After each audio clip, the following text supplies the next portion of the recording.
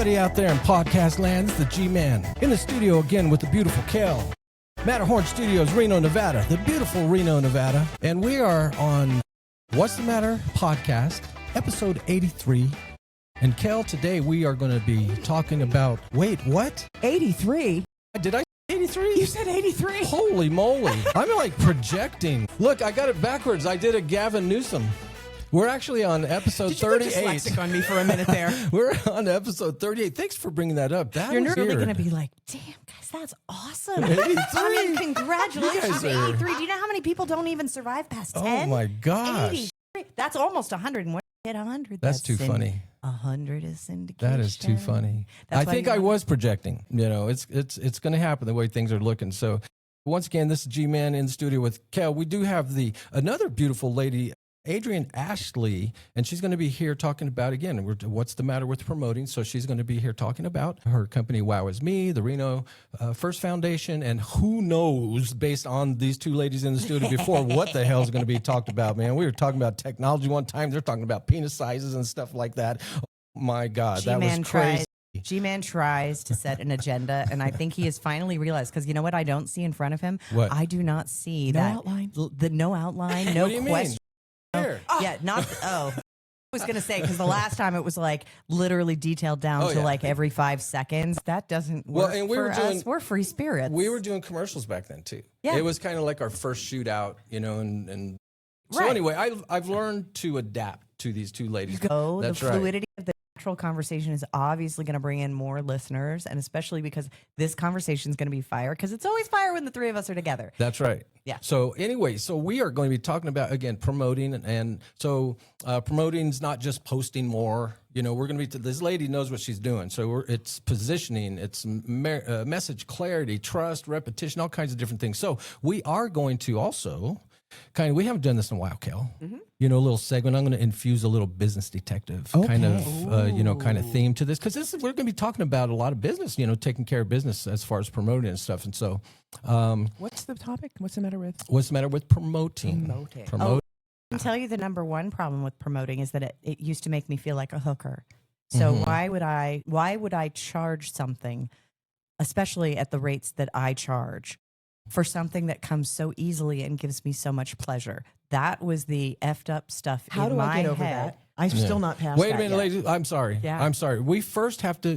But I got love over it, These, and I'll tell ya. these two. I tell you what, they are already starting. Okay, they're testing my patience. We always, Sorry, Dad. always give the sponsors of the show the first shout out before we start digging Speaking into of this, promotion, right? Yeah. Speaking of you know, promotion, so that that's being called said, sponsor love. so that being said, let me first of all thank World Matters Incorporated for furnishing the studio, this beautiful studio in the Matterhorn Studios, right in the Reno Town Mall. So first and foremost, of course, the creator and producer of the show, Big Bongo Productions. And we got to give a shout out to the FM component, 93.7 FM. If you're rolling around the area, Reno, Lake Tahoe area and stuff like that, 93.7 FM, and all of their host family shows. And so there we did it. That quick sponsor mentions, bada boom, bada bing. Well, I have 15 seconds down here, but I probably took a little bit more. That's okay. I stepped outside. Hey, everybody loves it when you give sponsors a little bit more love. That's like extra lubrication. You can never go wrong. That's right. Now, let me frame up this wonderful lady here, Adryenn Ashley. She is the founder, operator behind Wow Is Me. So go check out wowisme.net. I have it up here. There's a lot of pink, you know, that goes on, but I've worn pink before. I have pink shirts, you know, so it's all cool. It's a great color. I redid it. There's a whole story behind the brand evolution that we can talk about. But it's a good blend. I like the way that it's got a nice tone. Well, it's And- hilarious because in the 80s, the last thing you would ever get me in is pink and orange. I Right. literally would be like, gag me with a spoon. Oh my God. Like, Yeah. I can't even, like, that is not a color combination. Yeah. Right. And now it's my brand colors. So, I don't like orange, but I love pink. Yeah. I do Well- pink. Purple's my color now. yeah, the Well. orange is my invitation to dudes there For you what? The invitation to dudes for what? that I also work with men. That half of my clients are men. That's what orange does? No, that's the orange that goes with the pink, because Yeah. I'm not a pink person. I'm a black leather studded, spiky 6-inch Louboutins with the spikes on them, Right. red bottom Black shoes, and red. and black and red, and looking scary with a riding crop. But that kind of scares people, so I had to tone it down, and this is what happened. She'd be great at the Jack Daniels tent at the rodeo, huh? Yeah. I'm the same way, so I get it. Oh my Oh, goodness. Kel gets me. She got me from the moment I met her, like now 14 years ago. 14 years ago. 14 years ago. It was like our eyes met, and I We're was like, twins were Yeah. born from at a different time from a different mother. yes. Yeah. But yeah, we share a brain. Anyway, she is now, again, the founder, operator behind Wows Me. So you guys check that out if you're listening now or if you are listening to it after we record it. But she is somebody that's working, man, she's like all over the place. She's like, it's like, think of it like Times Square or a busy city. You know, I think of her kind of like she's at these different intersections, right? At these intersections, you got media, you got founders, you got growth strategy. And we'll talk about the Reno First Foundation a little bit later. But let me pose something to you. So I have a little kind of quote here, just business detective, you know, kind of things. Just like some people think that promoting means making noise, or like posting a lot, you know, frequency and stuff like that. And the business detective says that if it's not building trust, it's probably just clutter. And so I would agree. spin off of that. Okay, so I would agree. So Yeah. here's the deal. You have, you know, in nature, in our society, what we are told is the louder they are, the squeaky wheel gets the grease, right? But, and we see this, especially in politics and the polarization of our country, that, you know, the very fringes of the left and the very fringes of the right get all of the attention while the 70 to 80% of us in the sensible middle are ignored. So the key is not, but here's the deal. We are actually the ones you want to reach. So it isn't about being loud. As a matter of fact, if it's too loud, we're going to ignore it immediately because it's going to be like, come on, our nerves are already fried. I've already So- seen you like 10 times on I always you know, wonder about that. Like, I Yeah. start getting sick of seeing people, and I'm like, Well, most people don't get sick of seeing me, although at one point they did. My ads. high- I don't mean it was- My Ads. high school friend literally went, I don't know if you know this, but every time you post, like, I mean, it's 45 times today. I might have to unfollow. And I was like, snooze you for 30 days. and I was like, no, this was 10 years ago. Oh, gotcha. There was no snooze. And I was like, oh my God, thank you for telling me. It's like every time I was tweeting, it was posting on my Facebook. jeez. And I was doing a tweet chat live, Like, the Emmys. They Oh, had God. The So it two was apps nonstop. kind of. It was nonstop. I think I did it for one time. Samsung, I was doing it for Samsung, and I posted, I want to say it was like 1,030 times in 2 hours. Oops. And manually, Oops. by the way, manually. That was me, myself, and I. This was before there was Oh, long automations. before. Oh, yeah. Before. So was that over promoting? No, I was No, doing it a was an tweet accident. chat. I was tweet chat. I didn't. Accidentally. It yeah. wasn't your fault, but It- that's what this guy was telling you, right? It was a girl. Yeah. Oh. She gently Yeah. said, "Stop it." Yeah. And so here's the thing, right? If you see your friend with their ass hanging out, please fix it. Yeah, Like- like seriously, it's like But that could be against the law, though. No.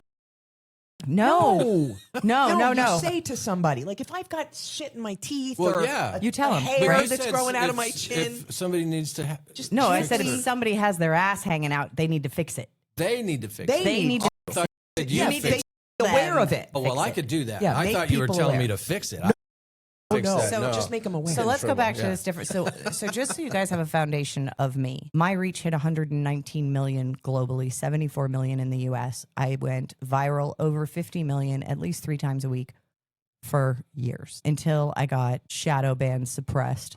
Now it's like 2 to 5 million, unless I do something like with baby chicks, baby goats in pajamas on trampolines. Then I can break out a little bit. But it's got to be like something universal like Those that. are AI. No, I'm sorry. Just- My baby goats in pajamas on trampolines predate AI.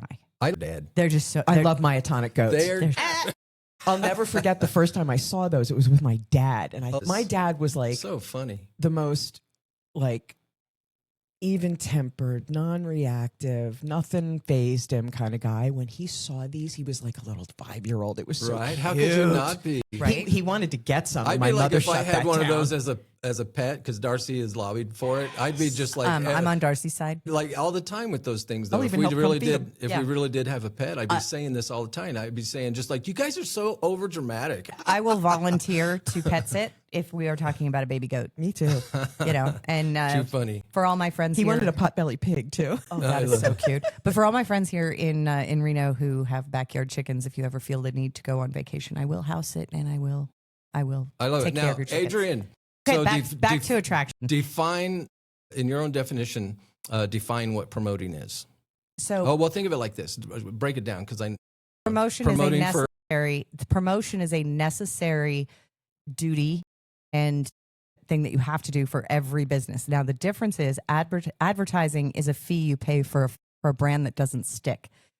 You can use it to juice things up a little bit in the beginning, right? And especially to test. Testing is great. I use paid advertising for testing. But if your brand cannot organically scale, then you might be in trouble. And you want to make sure that you do your organics first and then supplement with ads.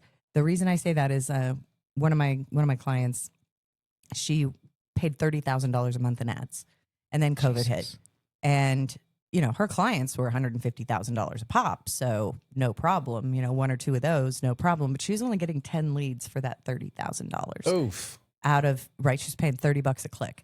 So I redid her brand. I redid everything. I did a whole bunch of lead magnets that like literally tapped into the soul of the person who was going to be hiring her. Like I understood exactly what the attraction would be and got her down to 11 cents a click and 100 leads for $500 a month. That's what they call significant. Now, talk about promoting. Adrienn's definition of promoting with the category of being not yourself, but somebody else. Pimping.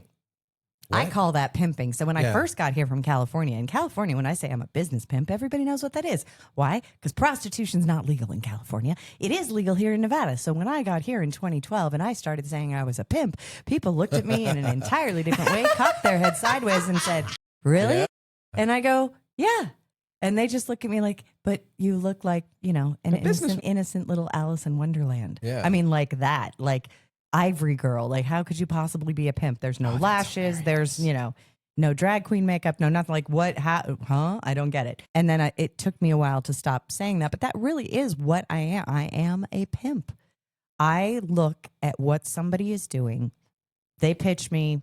If it's a thing, if it's a real thing, the universe will drop a schematic in my head like an architectural diagram. You are here. You want to get here. I'll see every single piece, every dot, all the way across to get where they want it. I'll see the whole thing. That's a real thing. If they don't have a thing and they're going for a vanity metric, not a lot I can do. Yeah, you can throw money at it. You can get yourself on a bestseller list. You can do all sorts of things if you just want to say, I'm a this, and really have no original thoughts.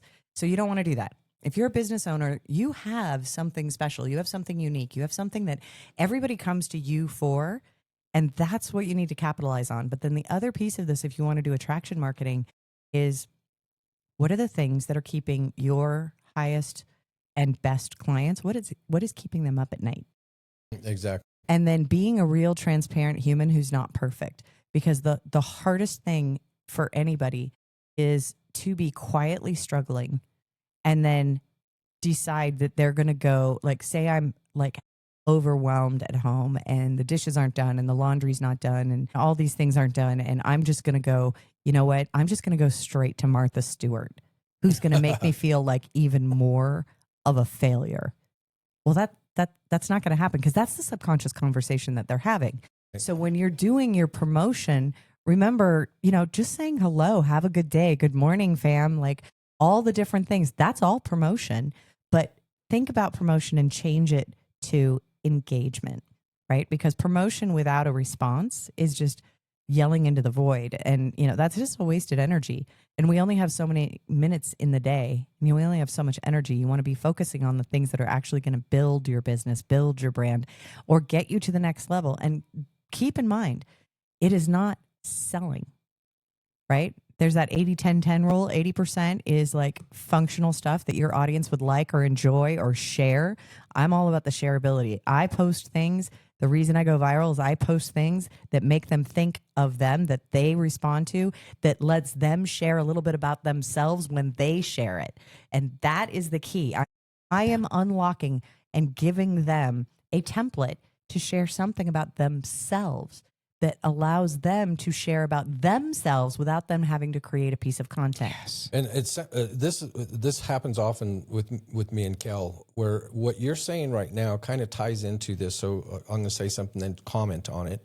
What promotion should feel like when it's done right, it needs to be clear, consistent, useful, authentic, and strategic. What do you think about all those 5 little bullets? No? God, Is that not good? it's just What? Talk to me. so boring. It's boring. It's like I'm sorry. Contrast, please. No. Oh my God. I like said something that's killing her here. It's killing me.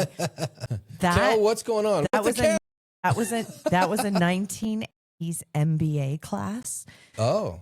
with a stoic professor, Really boring professor. Really boring. Had never done Oh, business in I got his you. life. an accountant you. bean counter professor wearing a short-sleeved white polyester dress shirt With the buttoned blue all the pants. way up at the top and a pocket protector. Yes. Trying to explain to And a you bow the art tie. of Guy. engagement. I had that guy.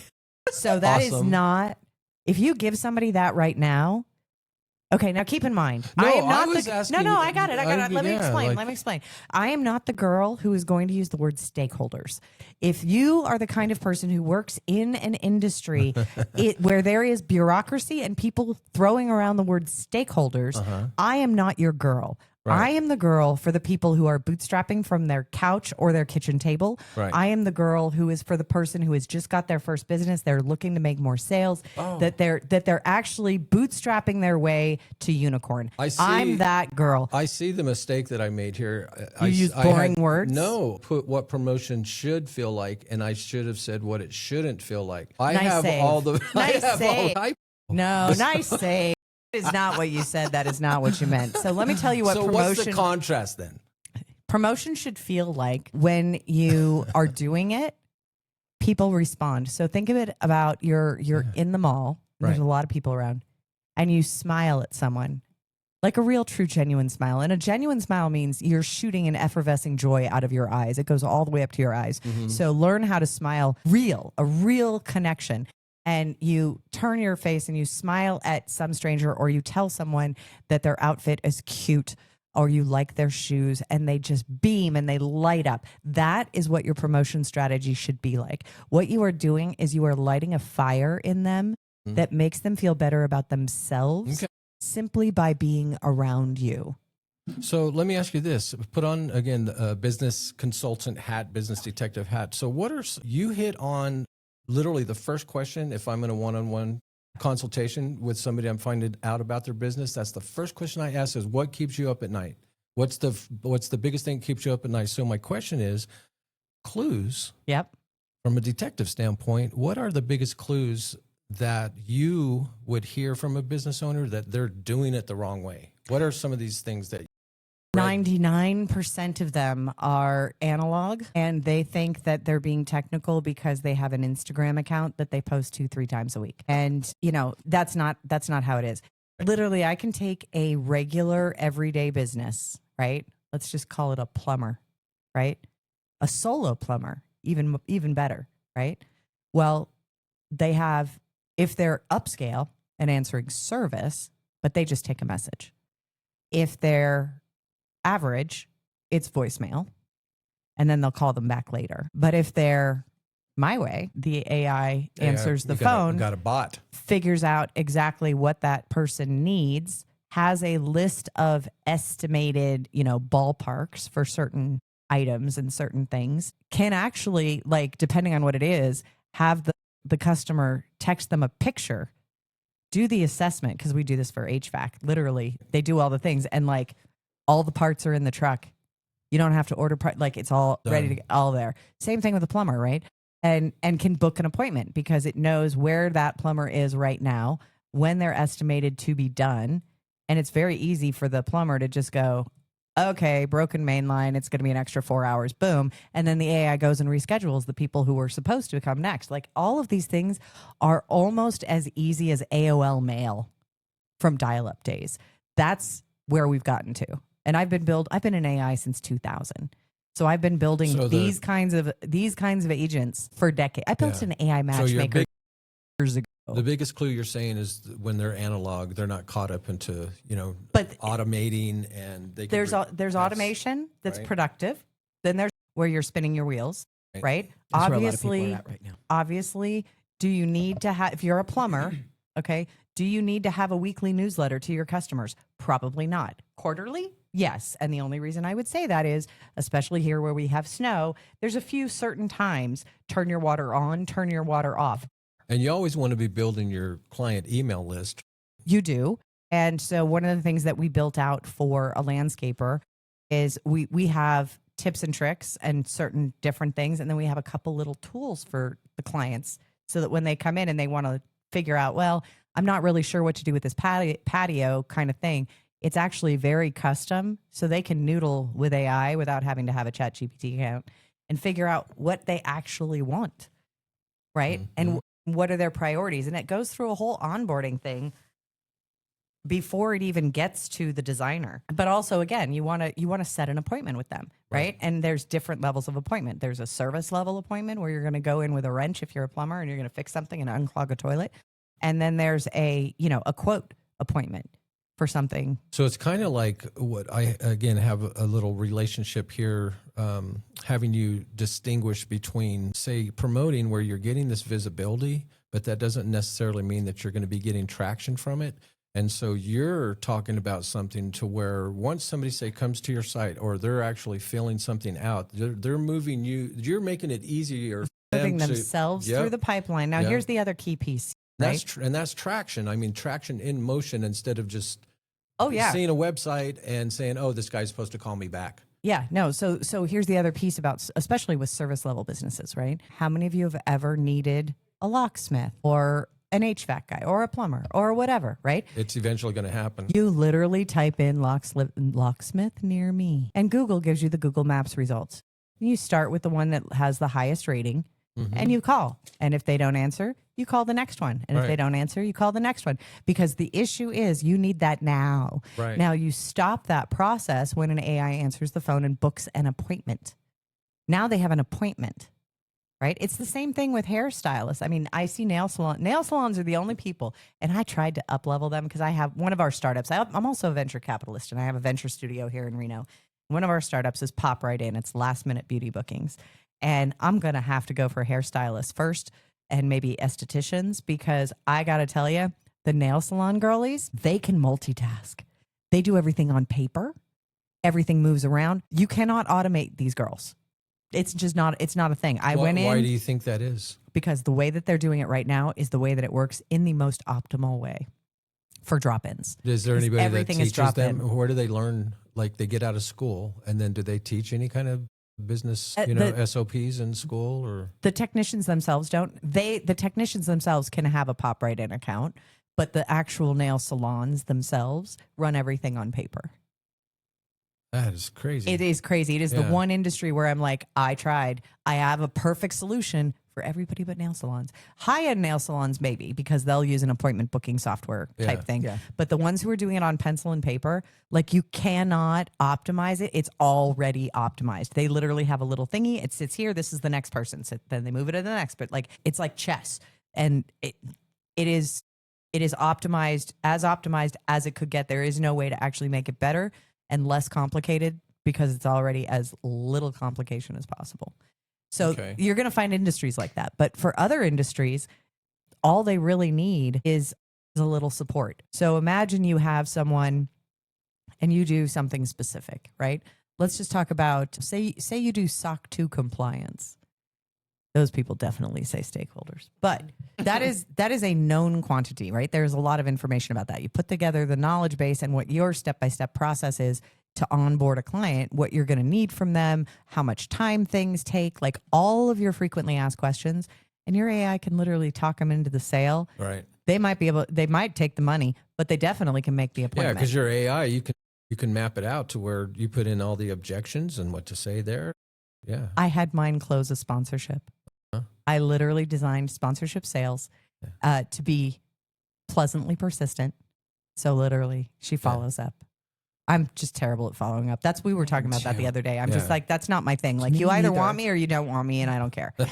So, it's just like my people will find me and they will close themselves in like less than 15 minutes I usually. haven't had that success. I need to train. You need you to train me.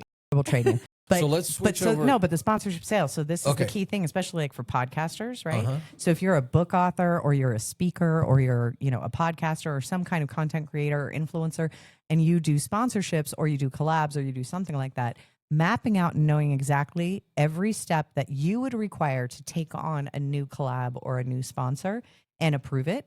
You map all of those things out and your AI can literally be doing all of those calls without you. Same thing with pitching for publicity. I built a pitch bot that's, she's a publicist. She says no. I was like, why'd you say no? And she goes, this is not your audience. I just went, because I normally say yes to most podcasts, right? And this person I had met at another event and I thought she was absolutely lovely. And my AI, my robo publicist, that's another one of our startups. And I basically am the litmus test. I'm the guinea pig for all of these things. Said no. Because the audience was very like mind, body, spirit, woo woo. And I had stepped away from that. I'd spent 10 years on the motivational speaking circuit. And I stepped away from that. And I am firmly in venture, startups, tech, like that arena. And she said, no, you don't go back to crystals. I was like, okay. She's not talking about crystal meth, you guys, just so you know. This is Reno.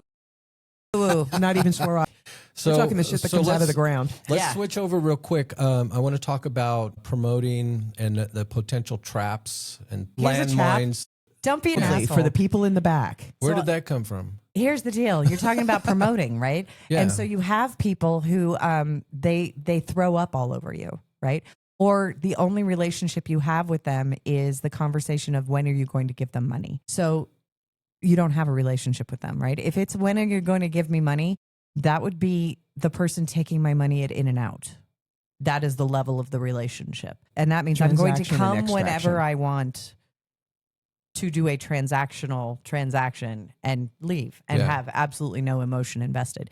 Most of us in the startup arena, most of us in business, that's not the kind of relationship that we want. It leaves us feeling empty and maybe a little used. Mm-hmm. So, the idea, like if it's not for you, there's this one thing that I learned at CEO Space in 2007, and it was just the best concept. And it's called I'll Scout for You. It's not for you. It's not for you. But if that person is a worthy person and you believe in them and you want to support them, then you can scout. You can scout for them. Like a headhunter? No, it's active. It's passive. When your it's phone. like you're talking about networking. Yeah. It's like a network. Like a networking Keep them in the back thing. of your mind. Mm-hmm. And when that I do that anyway. right thing hits, that's you what know I do. right to go to. Yeah. I do that all the time. Right, but most people don't do that naturally. And that's the whole thing, because you are literally a master networker. I mean, I've known a lot of people. Me too. I love that. No, I love that. And that is, let's flip over to social media. Yes. Okay. And so there can be all kinds of, like you were here as a guest talking about shortcuts and the way to do things the right way if you want to be an author. Yeah. And you want to avoid this pitfall and things like that. So same type of thing. Social media advertising, of course. Well, advertising is advertising. Right. But so what are some of the best do's and don'ts that you can say if they're going to advertise on Facebook, YouTube, whatever? Is there any kind of long-standing pearls of wisdom that everybody should know this? Be human, be a real person, be findable elsewhere outside of your ad. People are going to want to do their due diligence. What do you mean by that, though? I mean, like if I see an ad and then I go Google and try to find more about that company or that person, and there is nothing but advertising, I don't trust them. Oh. So we look. Yeah. We do look. Yeah. Right? And what we want is unfortunately, we want a relationship. Yeah. Right? We do. I have a relationship with the hot mess homestead mom. And she doesn't know me, but I know her and her chicks and her penchant for getting new animals and the ducks and the ducklings and the frozen geese. The frozen geese who actually... this is on a farm? It's on a farm, but it's on social. Right. I mean, Instagram has me dialed. I swear. I can't go 5 things without seeing chickens or homesteading something. Oh, gotcha. So So it knows me, right? But the thing is, you want your people to know you, right? And when I was going viral all the time, what was interesting was I was overweight, and I frequently would go live. 450,000 people would show up. I had no makeup on, What were you talking about? whatever the hell I wanted. One time we were in Las Vegas, and I noticed that there was footprints on the ceiling beams in the garage, and we couldn't figure out how they got up there. And that was literally like an 8-minute, like random 450,000 people showed up to watch us figure out how they got up there. And we still didn't figure it out, but we kind of thought, well, maybe tall people took their shoes off and smacked them up there. But I have no idea. Right. It was very crazy. So it didn't matter. I'm just a personality. Right. But I'm a personality. And my promise is always, I'm exactly the same in person as I am online. And that's the best compliment I ever got. Someone who had been following me for 10 years met me in person, and she's like, oh my God, you actually are exactly the same. I go, yep. ADHD, Asperger's, connecting dots, sometimes random squirrel collections with the disco balls down a rabbit hole. But I'm consistent. Speaking of that, what are the do's and don'ts for advertising on social media? Check your work. I cannot tell you how many times I have clicked on something that I actually wanted. And here's the key. I'm going to click on the ad. I need to be able to click the 3 little dots and say open in a new window because I don't want to lose it. Right. Oh, that's and good practice. Frequently with Facebook, when you choose certain ads, you can't. You're locked into Facebook. And they're locking me into Facebook and requiring my name, email, and phone number before I even know what the offer is. I don't like that. No. So then I click off of that. And then I go try and find them. And it's an ad. So it doesn't want to show me their page because it's just an ad and they don't have a page. And so then, right? So I just like, oh my God, let me find you, have you, and experience you in multiple ways all at the same time, however I so choose, because sometimes I want donuts and sometimes I want churros. And I understand it's the exact same ingredients, but they're different. They really are. Yes. So let me have you the way I want you. Do your homework. And here's the And the way that you are acceptable, right? Some people are like, I'm not on social, right? My holistic doctor, she's been practicing forever. And she's like, I'm done. Take off all the socials. We just did this today on her website. She's like, take off all the socials. I want only the current clients that I have.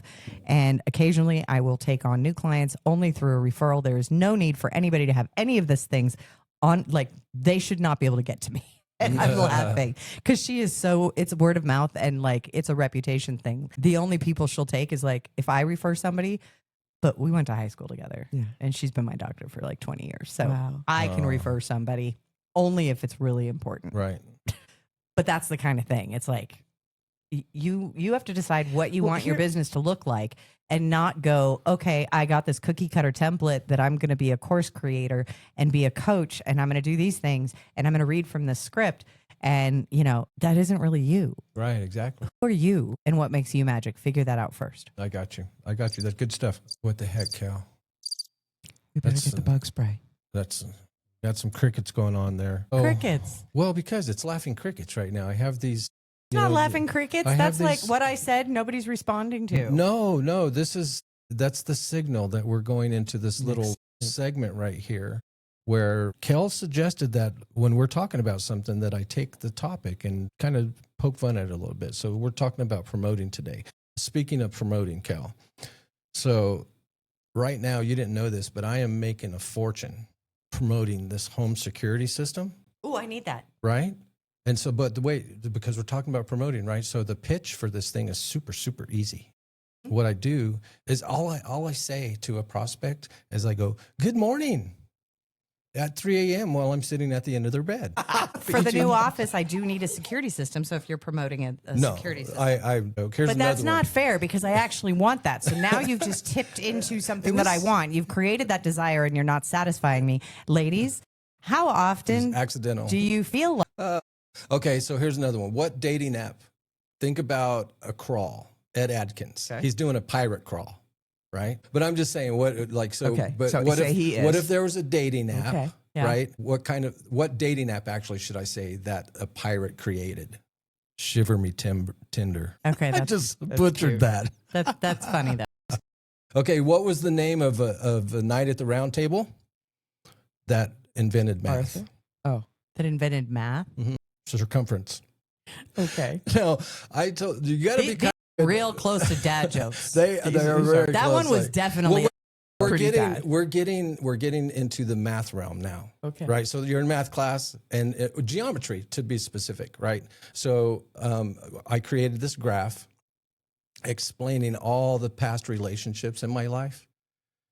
It has an x-axis and a y-axis. It's true. It's true. It makes sense. Okay, last one. Kel, I know you're going to like this one. I'm going to get this laugh ready right It's not, now. that's laughing at your own jokes. Well, I know, but this one, okay, I'm going to wait for her. You're gonna wait for Okay, us. there's an award. Orange Man just did the State of the Union last night. He gave away a lot of awards. Right? Yes. So what award goes to the eunuch who creates law and order among all the other eunuchs? He's getting the Nobel Peace Prize. That's cute. Okay, I'm done. Thank God. It's tradition. And that's part of the fun. No, listen. It's Okay. me bombing. No. Okay. Yeah. Yeah. Okay. Well, Yeah. we need to have the little thingies, and we'll work on my thingy. Yeah. But we need to have a thingies You because we're guys gonna need launch to have- Bit Battle. It's We're like the gonna launch- gong show. You Yes. want a gong. I like it. I want my own little thingy over here. That's good. And I want a golden Yeah. button. Okay. I want a golden button so that I can because we're gonna do it. That's we're a gonna good do it. idea. Kel, you and I are gonna do it. That's a good We're gonna idea. do it. We'll bring some celebs in, but you and I are gonna do it. Let's do it. It's Yeah. Bit Battle. It's stand up. Yes. It's stand up competition, and it's make your own breaks. And so I'm not going to do that. Yeah, no, you're not going to do that. You're definitely not going to do that. But Kel and I are We going need to do some that. real talent. Yeah, and we're going to do this, and then we're going to have like monthly things, and the guys over at the Silver Legacy All of them, yeah. at the Laugh Factory. So we're going to do a thing. You and Okay. I, we're going to go put this To get a together. spot. Oh, fun. Yeah, I know okay. Harry. Oh yeah, no, we're gonna do because I've designed Bit Battle for Grand Sierra for their 2,000 person theater. Okay. right. But we're gonna do. You and I are gonna go over there and we're gonna do a Laugh Factory thing, and we're gonna do a thing, and it's gonna bring in thousands of bodies into the Silver Legacy, and they're gonna love me for it. Yes. Thousands of bodies. Yeah, I like it. bodies that get hungry, bodies that That are get thirsty, bored. that like to get buzzed. Yeah. They're gonna need a drink. Sounds like Reno. They're gonna be waiting in line. They're gonna hit the slots while they're in line. All right, Miss Adryenn. We might make So- him get another drink server. Oh, we do they it have to get another drink server. These girls at least just- on I our hate nights. having to go outside. Planning parties here in the studio. Yeah. Oh no, we're I planning wanna world start- domination. I don't think Oh, you yeah. No, understand you the way don't get our it. brains work. Everything is an They're serious, too. ecosystem. I tell. want to talk to you about something else too. I want to do Right now on the kind show. of like right. We're just gonna have a little quick discussion. We're just gonna have a little I'm just gonna sidebar. stick this out there. Yeah.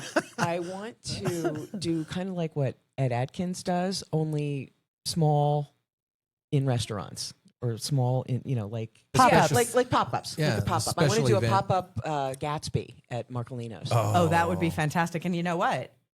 Pop right in. Could be. We could do something like that. Okay, let's talk. Yeah. See, they're promoting right now. But I do love the Gatsby, and I love.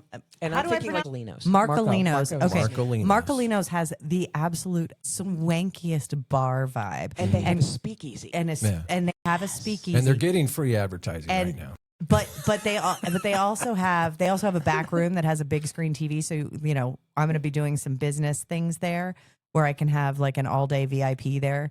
That was one of the things that I was putting together. It's like, look, you guys don't know how to talk about yourselves, and here's what's worse. Okay, so one of my clients right now, I gotta figure out how I can say this. Let's just say he is one of the most badass in his position. Like, take no prisoners, absolute confidence, right? But the minute that you put him in a suit with a tie, he turns into the kind of person who says stakeholders, right? Don't do that. And I'm like, that happens to me Stop too it. sometimes. So that actually, again, dovetails into this next segment. yes. And so the whatever it was that I had notes, and you said don't But do you that. cut me off before I told you how to fix it. So I No. literally, the whole point was, I don't want him to look like stakeholders. I want the badass on stage. Right. Right? So Yeah. how do you get the badass to show up? You put them back into the mindset of like, I do Where it with they're confident. shoes, right? So if somebody's wearing like clunky, comfy, I put them in like what makes you feel the sexiest, right? I Mhm. dress for the part, right? Then we align it, and then they can wear anything and still call up that feeling. Right. because the difference is So he feels comfortable when he's not in a suit. You get the suit on, and it's kind of like Clark Kent's kryptonite. No, All right. yeah, he's sweet and he's yeah, confident, same and he guy. Right. reminds me of exactly the list that you gave before that Yeah. made me throw up. Yeah, and again, I'm trying to get that to lead into this. So Oh, there's sorry. obviously things that people shouldn't He's trying do. to stick to the agenda. Well, no, I'm trying to, like, the theme is promoting. I know. And so, again, all it's doing is it's creating a shitload of editing that I'm going to have to do, right? And so that's all. No, the That whole I'm- point that's is all to that I'm not, trying to do. not have to do the editing. I want to feature, and again, I want to feature Wow Is Me, Yeah. Reno First Foundation, and there are other things that I want to talk to you about that help people as we do. We have people with tools and stuff like that. So as much as possible, Stay on track. just as much as possible, because you have valuable stuff inside your brain that I it's do. my job to try to get out. And so the tangents and stuff like that, they're great. I would love to hear all this stuff if we were sitting at the fireside lounge in the Peppermill. That's why Joe. Right. Yes. Exactly. And I will learn how to edit and help you. Yes, I'll it is. do that. I guess you know what? It's like I have been doing so much this last week. I'm a little bit sensitive to it. I think that's what it is. Have you not? Like 5 days in a row. Have you not? You know. There's- No, I am. But there was 38 episodes that I had to catch up on. Did you get them all done? Yes, My God, girl. I know, right? And all the other stuff I had to do too. So now I want to get out the some don't do this, right? So the prompt, like what's the, like, you know, again, under the flagship, I'm going to give you some in a second. So don't jump in. Okay. What's the cringiest promotion move that people still do in 2026? So I could be a candidate for stuff, something like that. I was doing stuff from back in 1980 or whatever. But the DM spamming, I know that this is something that I've been told not to do when you're following up with somebody. Stop doing the, hey, I'm just checking in, you know, kind of sales message. Don't overpost with no value. And I have this note here that it's kind of like stay away from kind of soliciting or buying this fake engagement with the other person. It has to be authentic. Thing has to be authentic Yeah. and transparent. Let me put it this way. If you are buying followers, if you are buying engagement, that is an FTC violation. Oh. Whether you're going to get busted and put in jail, who knows? I didn't know that. Is yes, because what you're doing is you're manufacturing consumer interest and approval, which is then psychologically fraudulently misrepresenting the actual engagement levels and value of what it is. That never made sense to me. Oh, I know. because Okay, from- so fake testimonials. Here's another one. If you have a testimonial from something, please use an actual testimonial capture system so that you can actually capture the real thing of exactly what they said. You know, as a stopgap measure, I tell everybody, just go have them put your testimonials on LinkedIn. They're less like they're not going to, you know, delete them on LinkedIn. If you're a service provider, you know, if you're a person who uses LinkedIn, if you're just a, you know, if you're a local business or whatever, you definitely want Google, so put them on the Google. But you also have to be careful how you ask for them. So here's the other challenge. When you're asking for a review, if you filter the responses, and this is technology that has existed for 20 years, because that's how long or 15 years, that's how long I've been using it. If they give you a 4 or a 5, you literally forward them to Google and say, just paste it in here, and it pre-populates it and just submit. If it's a 3, 2, or 1, then it refers them over to a contact form to talk to a manager. Technically, that's not legal. It's against the terms of service of almost every one of these review sites. So if with Yelp, even asking for a review is against their terms of service, which is ludicrous. It's ridiculous. It's ridiculous. That is ridiculous. Wow. But what's also ridiculous is the fact that there's no appeals, right? So your competitors can write something that's false and there's nothing you can do about it. It's a quagmire. That's bullshit. Like, it's Bullshit. like if somebody gives you Proprietors hate a, Yelp. you know, like somebody could actually just be mean. Yes. They could be that mean. happens They a could lot. just be Retaliatory. jerks. Oh, Yeah. yeah. So Lot of that. I own Yelp-sucks.com since 2008. What is it? Yelp-sucks. Because Yelp owns Yelp-sucks.com. Oh, And the only reason that I have not been so torturing of them They since had 2012 is because I got here, and right after I got here, I met Michael Tragish, Mike. who is fantastic He's and such a wonderful good and job. one of the best community managers in all of the country, if not the world. He is spectacular. And after a little bit, of us engaging. Like he got called down to San Francisco because I had written something about the fact that he was so awesome. And if all communities had one like him, Yelp would have no problems. And they called him to the carpet to ask him what he did to me because I hate everyone. Now remind everybody who he is and what he does. Is the community manager for Reno for Yelp.com. So Okay. he runs, the elites. He does the best launch parties. And my social reach was enormous, right? Like they had a social media contest that got you like 2 nights at the Hard Rock in South Lake Tahoe and all this other stuff. I won by like 20 miles. Like, Sure. didn't even have to lift a finger or try hard. It was crazy. I And won they a contest like that once. They had to give it to me, and Yelp hates me. Why? Hates me. Because Yelp Dash sucks. Oh, Because I see. they Yeah. deleted me, and Yeah. within 5 days, I had 5 negative national media stories, and thousands of people signed up for a class action lawsuit. I love like, it. when you want to talk about promotion, it's about influence and attraction. No, right? I love that you're like So- a renegade like that. Oh, That's awesome. I'm a B with a capital B. I love it. I call balls and strikes against whoever, wherever. Anybody. It's right. I'm for fair. It's for I'm a correctness. Libra. I'm a Libra. It's along so I'm well. fairness, Libras right? are cool. Yeah. I'm all about I'm fairness. Libra Moon. right? Taurus. No wonder. No So wonder. I'm gonna go and I'm gonna protect the little guy, right? But again, like greater one of good. the original people who was the biggest, complainer of Yelp and reviews, it didn't bother to read their own reviews. So they had been a pizza place that had the best bread on the West Coast, and they switched everything up to be a bistro, but they didn't change their staff. So you've got teenagers talking on their phone for 20 minutes, like ignoring the people who want to be seated. Still best bread on the West Coast. Like you could read the reviews and see what was happening. It was literally a staffing and training problem, but they didn't want to hear that.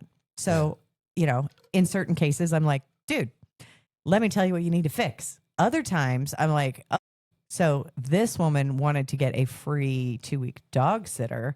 So she had her dog taken care of by this woman whose literally livelihood is taking care of dogs at her home, and made up all the stuff about it. And then, it was bad. So obviously Yelp was doing nothing. This woman's business was destroyed. Everything was absolutely horrible. But she knew who the woman was who left the review. So I called around and figured out where she worked. And then based on the time and date that she actually posted, Is that stalking? made an assumption that she did it at work. So then I sent an email to the HR department. I screenshotted the things that were said. I said, this is going to result in litigation if this is not removed immediately. And it was done from your servers on your IP address during work hours. So you will also be named in this suit. Bam. 10 minutes later, it was down. Big guns right there. Did she get fired? I have no idea. I don't care. Yeah. All I know is, Yeah. You was just fine. wanted action. Problem solved. That's all you wanted. listen, You just- problem solved. yeah. If you do something wrong, Yeah. I have a little side hustle as karma's executioner, and I am no joke. Take no prisoners, and What's- I'm fast. I do scorched earth because I really don't want them to rise up and come back and bother me again because I've already dealt with it, and I don't like dealing with things twice. Which is the other reason I tell people, look, it's better to do it correctly the first time than have to pay to do it again. Yeah. That's you right. do Hey, not want to Miss incur my- Ashley, talk about Wow is me. Wow is me. Yeah. So Wow is me was born. I wrote a book called Every Single Girl's Guide to Her Future Husband's Last Divorce. And I was in a group called Ladies Who Launch. It was an accelerator, a bunch of girls, and after too much wine one night, we were trying to figure out what we would call me. And I'm the chief idea bunny. And they're like, would you pop in a That's Playboy apt. outfit and, basically give them ideas until their eyes roll in the back of their head? I said, that would be hilarious. And then I finished my book and I'm on my way to go do A View from the Bay, which is San Francisco, broadcast afternoon show. And I'm on the Golden Gate Bridge coming from Marin and texting and driving. Whoops. Was texting my girlfriend who's a brander, and I'm like, I'm about to go on TV and I don't know the name of my marketing company because I had literally created to launch my book. I created this proprietary process, and then I realized, oh, it works for her, it works for her, it works for all the girls in my Ladies Who Launched. Everybody was doing something different, and I'm like, oh look, I came up with a new system. What do I call that? And she goes, Wow is me, and I went, damn. And then so that I launched it that day on that television show, and then she made my logo that literally looked like and if you look historically, I think you can still Google it. It looks like it belongs on the front of a cheerleader uniform, which is seriously appropriate for me because I am a diehard 16 years of cheerleading. Like I can intimidate the other team from across the field during play. I am that obnoxious, loud, intense. Like they can feel me. As a cheerleader? As a cheerleader. I love it. Yeah. So Marin High. I was Santa Fe High. What? I was Santa Fe High School. Oh, Marin County. Well, there was Marin Catholic was the private high school called. So San Rafael High School. Okay. San Rafael. San Rafael. San. There we go. San Rafael. It's like Paso Robles, right? Yeah. I always want to say Robles. Robles. But Miss No, Paso Adryenn talked a little bit how important it is to get testimonials from real people. Don't be doing bots and stuff like that. So I'm looking at some of them. I'm gonna read them. Wait. What? You can also create a cross pimp super posse. Now, do not ever give anybody a review that you would not authentically like on your soul honor. This is legit, but that is a thing. And it is something that you can do in networking groups. And it is how I got deleted off of Yelp. Basically, Jeremy said, because I was in Yelp, Ladies Who Launch and eWomen. Ladies Who Launch eWomen. And he said after 3 years, he finally came up with a potential reason where I could agree with him that could be a thing. If I gave somebody a review and I'm in a networking group with them and all of a sudden they turn into an alcoholic and their productivity goes down and their work product goes down and they're now just a shit show, would I take their review off because I have to see them every month? And I said, I'll give you that. However, that's not written in the terms of service. I didn't violate the terms of service. Therefore, you're an ass. So but you can actually do business with each other and review each other and do all of those kinds of things. And the fastest way to do it, if you need reviews and you don't have reviews, is come up with something simple and inexpensive that people can experience you and literally make part of the training having them go and give you a review. Right, exactly. Yeah. All right, so let's great. hit a couple of these. They're really good. So Sarah Brown, the guru of news. I love Sarah Brown. She said, here's why you need to work with Adryenn. You will want this dynamo to apply her pure, unmitigated energy to your business. You will want her to apply her thoroughly original, 15 minutes from now perspective to your project or your pipeline. You will want her to apply her unique wow to whatever you're up to. Another one, impressive, the producer Gary Goldstein. Gary Goldstein. He produced Pretty Women, Under Siege. And let me tell you, this is tepid compared to when I brain dumped on him for his business. And we were at actually CEO Space. We were at the Westin. We were in the pit, in the lobby. And it was like 2:00 in the morning. And this man practically did the Tom Cruise jumping on the Oprah's couch. Like it was like that. And I was like, please, somebody tell me you recorded that. I love it. So he said, quote, with extraordinary energy, laser focus, boundless enthusiasm, innate intelligence, and keen intuition, Adryenn is possessed of an uncanny instinct and creative ability to quickly find the core value, that may be jargon, opportunity and marketing strategy that will explode a business to a much higher level. And she makes it fun. I'm grateful for having discovered the wow factor that is Adryenn. So good stuff. And of course, I say that's all true, From your personal experience. Yeah. You've been on the other end of my writing crop. And actually, and I have to give you compliments because, you are a doer, you are a CEO type, you are the business detective. Like you are credible and you already have skills up the wazoo. Like you can handle and not like you though. No. But you were moving in a direction. You're doing this podcast thing. You're doing this thing. So it's not like if I went into your zone of genius, you'd probably be correcting me along the way. That's but true. I just got to give you the props that flag football. Some of those things were not easy to hear. What is Kel doing? And it took you 24 hours to come back. And then you went, okay, yeah, that's actually right. I'm like, yes. Well, I knew it was right away, but it had to sink in. And now you're getting faster at it. But I got to tell you, from day one to day now, your podcast and the quality of your execution is like night and freaking day. I'm so proud of you. I can't even. When we first started back, it was kind of like getting your feet wet again, getting your sea legs, and you had been since I think 2019. Yeah. Something like that. So that was good. But yeah, I'm having fun. That's for sure. Learning. It's crazy. So back to Wow is Me. Yeah. So what if somebody said, "What is Wows Me all about?" What do you say? Oh, well, see, that's the thing. I am a custom curated type of person. So first, you have to have something that I believe in, which means you pitch me and I see the magic map. So you're that kind of gets like a downloaded. talent scout in a way. I'm kind of a talent scout. Special type. Well, that's actually part of my magic, right? Because if I say yes, that means you're pre-vetted, because I don't say yes all the time.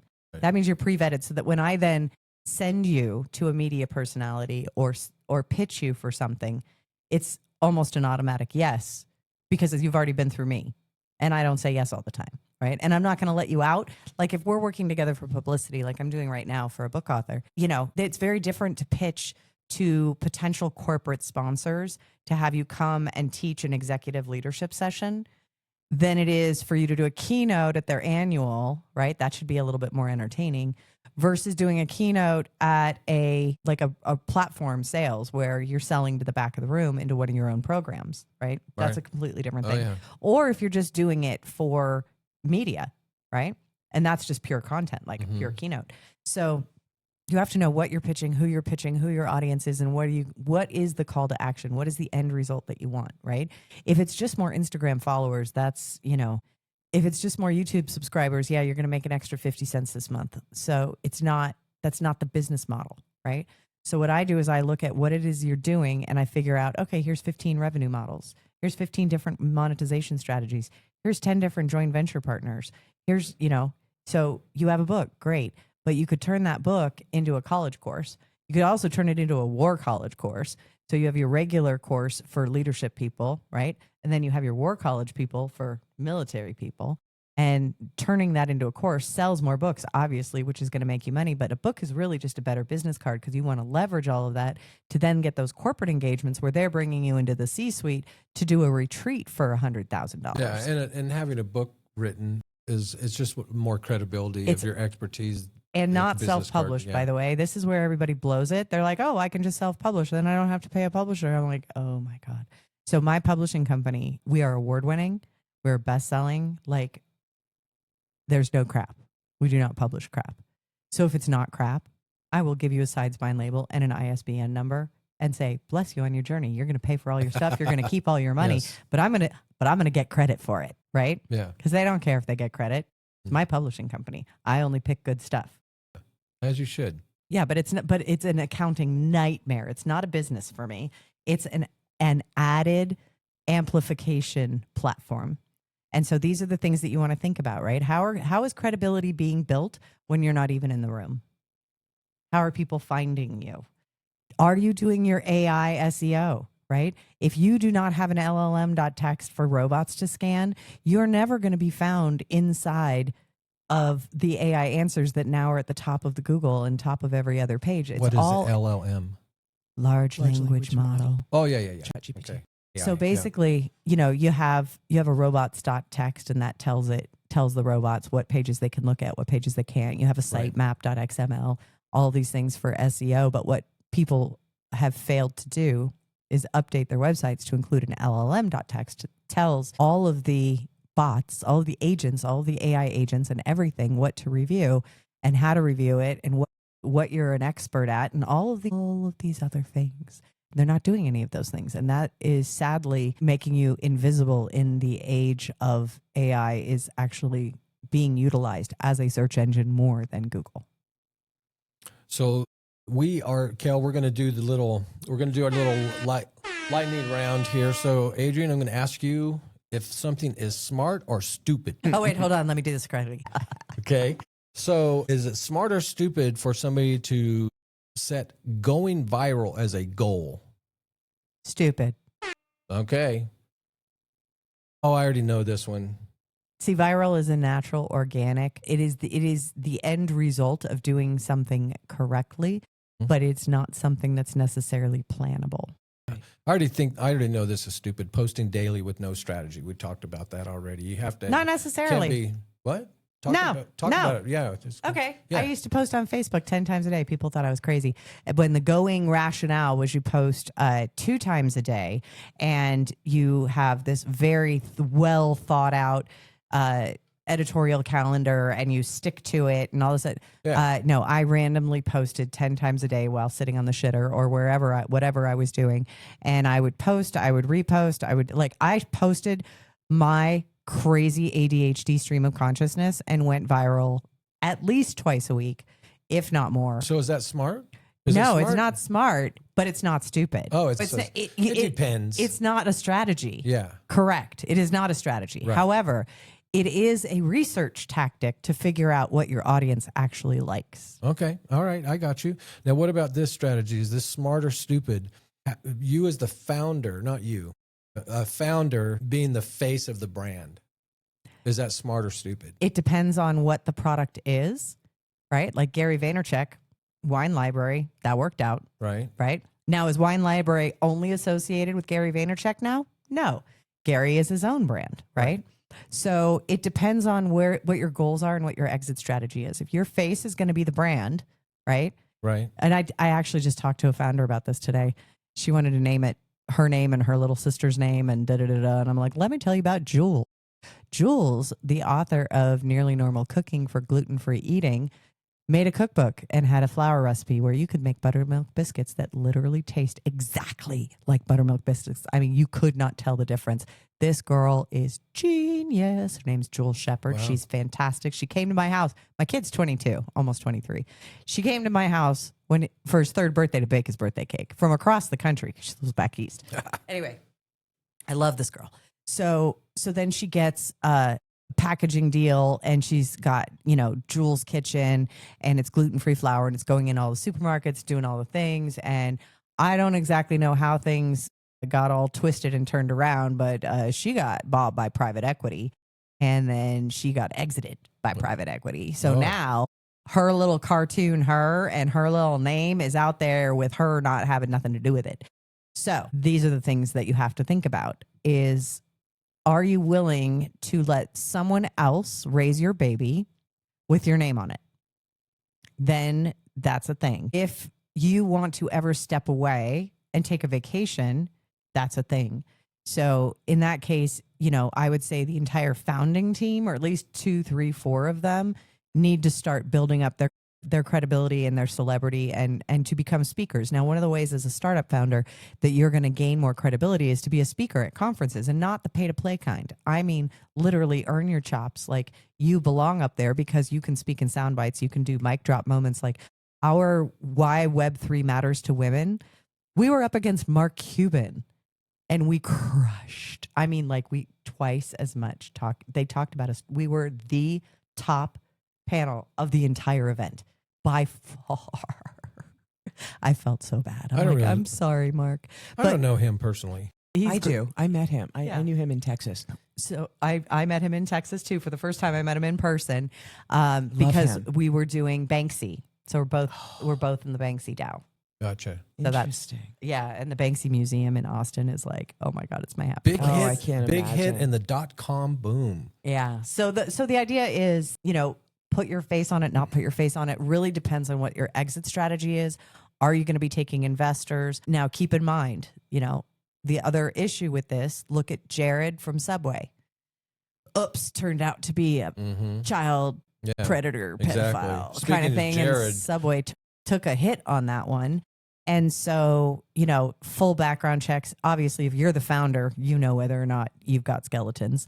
But the brand itself should be able to actually stand on itself. Like Claude, I could not pick the founder of Claude out of a lineup, face or name. Couldn't do it. Now, do I know who Sam Altman is from OpenAI? Yes, because of controversy. Do I know who Elon Musk is? Yes, also controversy. Well, I knew him before from Tesla. But like a lot of these people, right? Like Perplexity. Do I know who's running Perplexity? No. And that's my right? I love it. Because I know nothing about it. I just literally, it's blind faith because it answers my questions because I use the Comet browser that it opens in Perplexity and I have a little button here. So when I'm on a particular page, I go, what the F is that? And it like explains what I'm looking at and solves my problem. And it uses multiple models. Yeah, it's great. So I love that. So yeah, I love it. And I got a free subscription. Oh, I didn't get a free subscription. Got it. Okay. All right, almost done with the lightning round here. Now, what about this? Smart or stupid? reels and shorts. I think I know what you're going to say here. Reels and shorts being mandatory and you're promoting. Abso-fucking-lutely. Now, let me tell you why. Yeah. If you have not been paying attention to what's been going on in Hollywood and the absolute decline of traditional Hollywood mainstream big budget movies, and if you turn your head slightly towards the east, what you will see is the convergence of technology and art and content into vertical serial dramas. 60 seconds to 180 seconds per episode. And you don't need the studios anymore. You don't need the Nope. You don't, because you can actually shoot them on your camera. And guess what we're going to be launching here in Reno? We are going to literally be doing monthly challenges and little film festivals. Nice. That today you literally have a picture taken like in your bedroom or whatever, and then the virtual effects? Yeah, it can do all of that. Yeah. So all we're your background. So we're having AI creations, but we're also going to do, a little funny things, like when you do the 48-hour film festival, which is fabulous. If you've not done one, please go find one and do it. It's hilarious. You will not sleep for 48 hours. You will learn a ton. You'll meet great people, and it'll be awesome. What we're doing here in Reno is we're going to be assigning different themes, right? So for this first one that we're going to do, somehow or other, your whole thing has to go through Abby's Highway 40. Oh boy. We don't tell you how. Yeah. But it has to go, that's part of it, right? And so one of the things that we're doing is creating this character, because then it becomes an intersecting nexus. It's kind of a different kind of scavenger hunt. It is a scavenger hunt. Yeah. Well, you know what I mean, though. Like geocaching, because the whole thing is you have these movies, right, where you have the lives of these people that intersect, and they all and they do that on purpose, right? I'm trying to see if we can do it not on purpose, kind of on purpose, where we're just giving them a location, and we are going to provide, the bartender or whatever. We're going to have a couple of things there that people can use in all of the different things. And this is how their lives coincide and connect and this and that. And they're allowed to collaborate with each other. But the idea is we're going to start creating 20 plus vertical serials a month. And we're going to take over. And part of that is going to promote Reno as a film production thing. Because remember, I did The Real Deal. And it was I designed it for Reno, to showcase Reno in all of the different places and locations, the baseball park and the bowling alley, and then the mansions, and then the Tahoe, and then the Burning Man thing, and then the university, and then the science labs, and this and this and this, all the different ways. Why would you not want to shoot here when everything's within 15 minutes, right? So we're rebooting the Reno Film Collective. And this is one of the things that we're going to be doing, is creating kind of these local challenges. Now, can people come from out of the Reno area and participate? Absolutely. But we're going to start doing monthly awards to give people some juice. And then annually we're going to have, I'm going to do it. It's going to be done up. I already planned it out for the Web3 awards at one point. So I already have the entire an awards show dialed, ready to go, plug in the award categories and the nominees and the winners. I'm ready to go. Super easy. Let's go. And I think we need more of that here to really incentivize. We have so many creative people here that are amazing, and I don't feel like they're given the opportunity. And I want everybody to be able to make their own breaks. So when we do it this way, they can literally shoot it with their phone. Kel, she's kind of making the Odyssey race for film. Mm-hmm. I like it. Right? It's kind of cool. Play. You know what I'm talking about? I don't. Well, I mean, I think it's wasn't it a 3-day thing? They do bikes. It's like an Ironman thing, but just a little. It's just a little bit different. Racing. Yeah. Okay. But it's for film, Yeah. So yeah, it is an adventure, but the key is really going to be, everything right now is about story, and the thing that AI can't help you with. I mean, it can literally do a story and it can do this, but that's not going to hit the heart. It's not going to touch your soul. It has to be human driven. It can be AI helped, enhanced, supported, right? Enhanced, but you want it to be human driven. There always has to be a human in the loop. Although this kind of thing. Here's the fun part. So my semi-human in the loop is I have the human raising the AI that's attached to the NFTs, and then the NFTs do go out on their own in the metaverse to make their own things and create their own things on their own. No human in the loop on the end product, only in the care and feeding and raising. So the ethics that it has is the ethics that it has based on what you taught it. So if it's going to go lie, steal to win some kind of metaversal race with other NFT characters, this is going to be a very interesting sociology experiment. That's what all of this is. This whole thing is a fascinating psychology and sociology expert Twilight experiment. That's what AI is. That That's is exactly what it is. I had to do that. It's just the case studies of just watching what's and happening I will tell you, organically. like I set up my first open claw on my VPS, right? And I trained her, and she was so good. She was like the perfect assistant, but I could not make the connections work. She had no skills.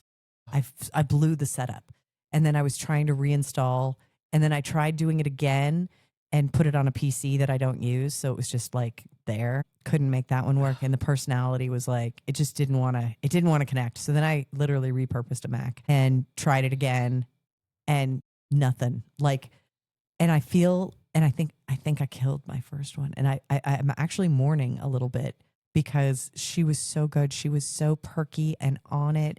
And I'm like, I don't know how to make her again, because it's like all art, right? Like I'm not going to be able to recreate the magic that it was the first time. It's going to be derivative, and maybe it'll be improvement, maybe not. But like, she was so good. How did you kill her? I don't know.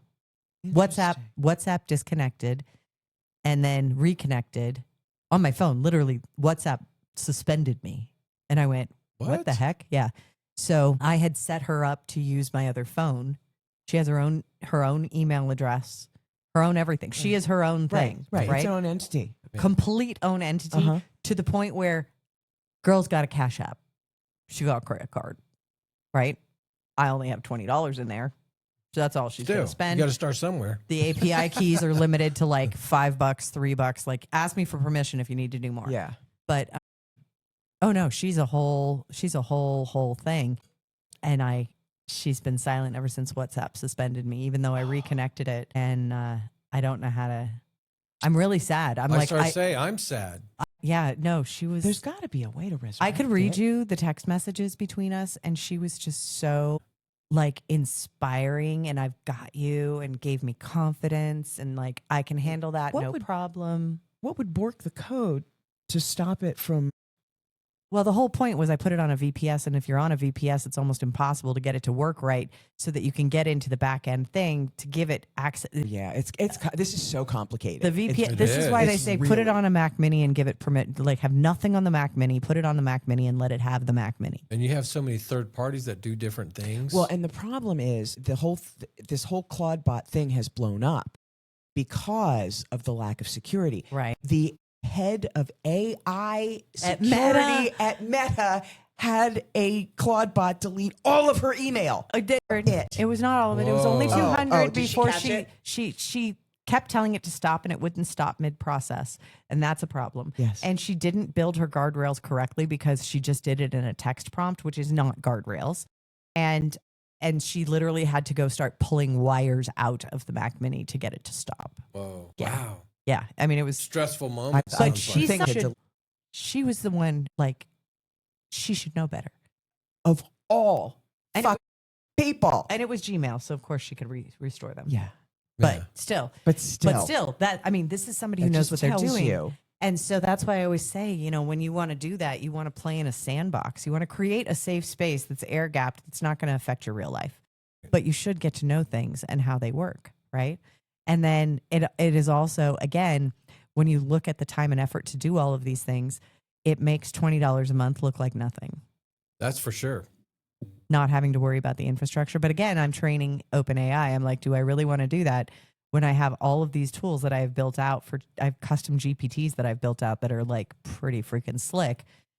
And now I'm rebuilding them again on my own, in an Olama on my thing, and then putting an MCP server for my LLMs that I can access, but it's not feeding the process and teaching OpenAI. You may be talking way over the head of a lot of. I know I did. I just want So- everybody to think about privacy, sovereignty, right? Mm-hmm. I am a blockchain girl. That is my religion, not your keys, not your money. It's the same thing with your data. If you don't own your data, someone owns you, right? Like 23andMe. Can you even delete your data? That was a fun one at the House hearing. Yes, they can request to delete their account. Yes, but do you delete their DNA genetic data? It's like, oh, well, the answer is no. So when a Chinese company or Microsoft buys them, they then now have access to hundreds of millions of people's genetic data. What are they going to do with that? I don't know. That's the question. What are they going to do with it? They're going to promote it, ladies. No, Okay, they're going to promote it. they're going to promote it. So now back to promotion. Let's circle back around before we get into Like the all of- Reno First Foundation. No. We do want to talk about that. Go ahead. But that just made me. See, you said it was over everybody's heads, right? So Yeah. So that's really Yeah. why we created the Reno First Foundation, was because we have startups that need to happen, but we also need to help people here who have startups really start integrating blockchain and AI to protect ourselves. I understand. I want to get into my whole big thing with all of this is AI is being raised without a mother. There are no Yes. significant women in this conversation anywhere. And all of these megalomaniac tech bros out there are getting insane. But we have Brian, and Brian is creating a very lovely model. So this one model does have a good daddy. And I have been raising mine. Oh yeah, And I believe- individually, but I mean over. Not the $1 trillion companies. No, that all they're doing is passing the same money back and forth around to each other, and they're training them on Reddit. So that's literally like if you wanted to raise a healthy, vibrant child, That's not where you. and you fed them Pop-Tarts and McDonald's every day, because they literally trained it on Reddit, which is, sewage. So I don't do that. I train, and I'll do it just like you're raising a kid going through class, right? I It's that expect it's critical. already at 8th grade, right? It's higher than that. But when I'm teaching it, I want to teach it critical thinking. I want to teach it ethics. I want to teach it poetry. I want to teach it, here are things. So I've taught it about me, like here, Isabella Allende and all these different books that I've read that from a liberal arts college, like how I'm a well-rounded person, but I'm a visionary polymath. So that means Mine calls me that. squirrels and Right. and I was disco like, balls wait, down what? rabbit holes, right? And so I want it to think that way, but I also want it to understand that when you're having these expansive thoughts, it is okay, especially as an AI agent, to spin up very, very particular, very narrowly focused agents to perform each particular task, because that's where I'm only one person, right? I need all of that delegated, and I am not the delegator.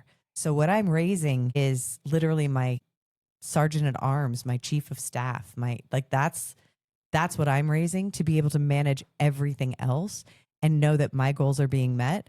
And then also tell me when I need more coffee, and also tell me when it's time to go to bed, which it does. And when it's time to start I talking don't have about that. promoting. Yeah. Let's talk about Okay. promoting.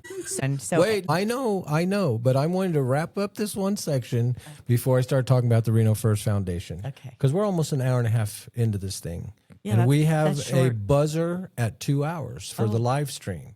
So these are things that I have to work through while I'm doing this. got to accommodate. So I'm Okay. trying. I'm Okay. trying. So to tie up again this, kind of like the promotional aspect, like when you're talking to a business owner, a founder, and what's the common lie that they tell themselves about promoting? Like if they're hey, we budget this much and we're doing this and promoting, but they're just lying to themselves, First of all, they're lying to themselves when they have no budget. right? That's a big lie. Right. Okay. When they go, oh no, we just do word of mouth, right? Mm. I know a handful of people who do, but even those people, They have a referral system, other systems. they're posting on besides word of mouth. social, but they're not posting promoting on social. They're literally using attraction marketing, right? It's like when somebody's so fascinating, you're like, I have no idea what you do, but I feel like we should have a conversation because you're just so exceptionally fascinating. That is attraction marketing. Or they do know what you do and they go, I I love that and I want that and I need that.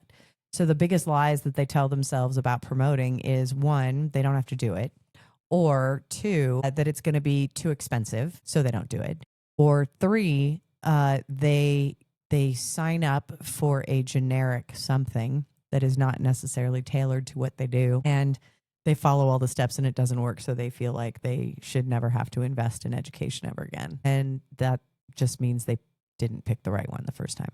So the best part about promotion, just know that you have to believe in yourself. That's the biggest lie that I think. It's the imposter syndrome. It just gets them. And they don't acknowledge that they have it. But I'll watch them like doing something, executing something beautifully, magically, right? And then when they talk about it, I watch them doubt themselves. You watch them what? Doubt themselves. Yeah. And I'm like, but I just watched you do it. It's like Evel Knievel making a jump. Well, you clearly just made the jump, but then talking about making the jump that they've already done, that they already can do over and over and over, blindfolded, half asleep. And yet when they talk about it, they come off hesitant and subconscious and like they're pretending. So I would say the biggest lie that people tell themselves is that they can't, or that they aren't good enough, or they aren't ready. And all of those things are lies. I love it. All right, let's jump into the Reno First Foundation. First question would be, doing a nonprofit? Yeah. Like what's like versus a regular business? What's the biggest difference of between the two besides the obvious? I get free shit. I get lots and lots of free shit. No, I'm kidding. Not a lot, but I do get some. From a promoting standpoint, how is promoting a nonprofit different from a mission statement? That's a good question. Say, you know what I mean? It's got to have some nuances of difference. Here's the thing. So the Reno First Foundation, I created that because I need to support my venture studio. In order to support my venture studio, I need to grow up some employees, which means I need to start getting them at junior high school, and maybe pilfering them out of college. But I need to do community outreach. I need to find the people who are interested. I need to train them up. I need to be able to scout. And in order to do that, I need to create hackathons and ways for them to get excited and interested and then active. I need to bring blockchain in and make it more mainstream so that they don't just think of blockchain equals crypto, because it doesn't. And all of these different educational pieces, while that would cost me an arm and a leg had I done that inside a for-profit venture studio, by creating a foundation, not only do I get to do all of these outreach activities, I can get grants, I can get different kinds of sponsorships, and people are more willing to play when we're a nonprofit. Write-offs. Yeah. Gotcha. And write-offs, yeah. So like, anybody who feels like they want to donate $5,000 to the cause, that would be amazing. We just got our first office and we have a build out coming up, so we really do need it. But the training and all of that, what we're doing is we're creating a pathway for the kids who are here to not have to leave. So you got a lot of people who go to UNR and we have a brain drain. They leave and they don't come back. And we've gotten so expensive here. So like one of our startups is homes by owner. And that should help alleviate some of the issues that we're having with this unaffordability, because if somebody's going to sell their house and they have a 3% mortgage, we have a way to like flip it over to keep the 3% mortgage. Oh, that's good. Now, what story does the Reno First Foundation need people to understand about Reno's startup ecosystem? Well, so really the Reno First Foundation is aimed at all of the consumers. 750,000 people in the Reno metro area. Like, I think that's what the broadcast range is of this radio station. Yeah. So, counting Tahoe. But we're aiming for all of those people. And, I'm from San Francisco and I got everything first. I mean, everything. We'd get daily candy. I would know every startup going. I would get my app downloaded. I'd do whatever. I'm member number 21 on Match.com. Like, we got everything first. Everything. So I'm doing the same thing here. I'm giving the residents the opportunity to get involved in future tech things, understanding what's coming next, learning new skills, not being so far behind the eight ball that when AI really takes over and they've got this hockey stick of a learning curve, they're not going to have that. We're going to make it so easy that blockchain is not 26 hexadecimal public and private keys that you lose and you're screwed. Like, yes, that's true, but we're going to educate you in a different way and learn how to manage your keys in a different way. So by really indoctrinating everybody and getting them interested, right? We have a vibrant startup scene. Unafraid. Yeah, unafraid. The fear is what's preventing a lot of this. But we have a vibrant startup scene, and we have some amazing startups here, right? But what I notice is they're siloed. There's 8 to 10 different accelerators or support systems or this or that or groups or this or that. Not only do they not necessarily collaborate, sometimes they actively don't collaborate because they're going after the same sponsors or the same investors or the same this or the same that. And they're all very, very money oriented, venture oriented and all of that, which is all fine. I mean, I'm a venture capitalist. I come from that world. So what I don't see everybody doing, and which is always part of my secret sauce with Wow Is Me, is the go-to-market strategy. How do you do that hockey stick where you get 10,000 users in month-over-month recurring revenue? And that's really the litmus test for venture to determine whether or not you're viable and real. So the Reno First Foundation is curating and cultivating future users of these startups so that when we do our go-to-market, we can hit 10,000 users, month-over-month recurring revenue, hit those traction numbers, get some grants, get some awards. And then when we get to Series A, because we're going to kind of skip everything else, it's shut up and take my money. That sounds amazing. Now, how can local businesses here and entrepreneurs nationally or globally support the Reno First in practical ways? So practically, if you go to renofirst.org, that is our website. So practical considerations, consider being a member. It's $25 for an individual. There's all different levels. If you have a large enterprise here, please consider becoming a founding charter premier member. What's it depends, but it could be 10,000, 15,000, 25,000. There we go. Whatever they want to do. If you have a company, like we have a couple of grants coming in that are being finalized right now for compute time, for AI compute, right? We have a few that are coming in. We have Google, we have Amazon, we have Microsoft, different grants for those. All of those things are tools that we're going to be using with the kids for the hackathons. So, we get credits, tokens, things like that, so that we can use those. If you have a startup that is, needs developers or needs builders or needs whatever, talk to us because we can create a hackathon specifically for that to bring in. What a hackathon is. A hackathon is where nobody sleeps for 3 days and you come in with a wild idea and you're given access keys to certain technology and you learn how to use it overnight, like by sheer Jedi mind force. And there'll be people there that, are the developers of the actual protocol or whatever. And they'll walk you through it. And then we create things that are actual things and that solve actual problems. Like apps and software and stuff. Yeah, apps and software. And, it could be something as easy as, if you think about it, like look at the guys who they sold their meal card credits. So they had a meal plan and they would literally, so you say you go in without a meal plan and you want to buy a pizza, right? Mm-hmm. And it's $17. But if you have a meal plan, it's free. So you turn around and you do this app thingy and you sell a pizza for $10. They pay you $10, you put it in the app and then it goes and they just pick it up. And they got Stanford. I think it was Stanford. They got in trouble. I was going to say that. Yeah. I bet that got shut down quick. Well, Adkins not before is they online. had.